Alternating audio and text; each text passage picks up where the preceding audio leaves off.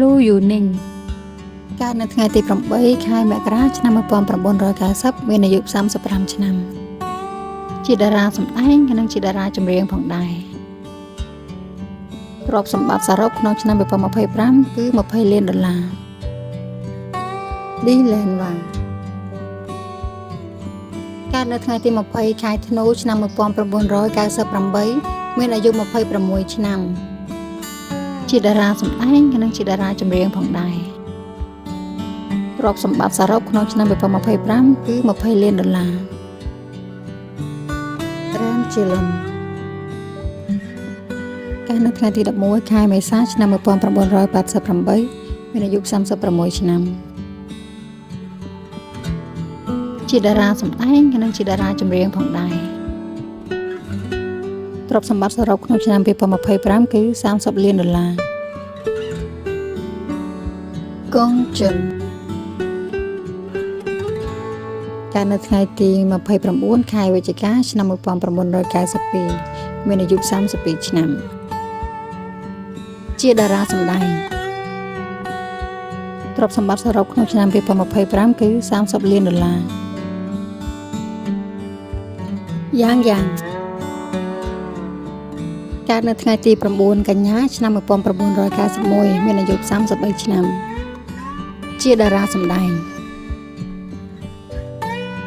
ទ្រព្យសម្បត្តិសរុបក្នុងឆ្នាំ2025គឺ$40 លានស៊ូខៃ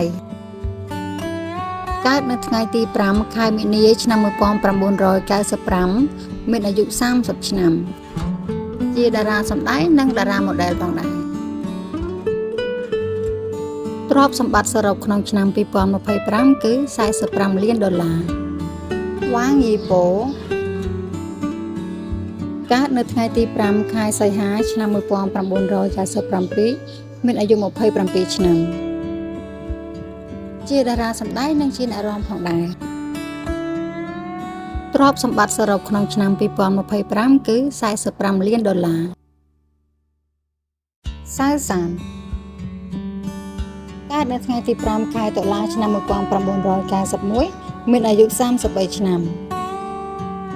ជាតារាសម្ដែងនិងជាតារាចម្រៀងផងដែរ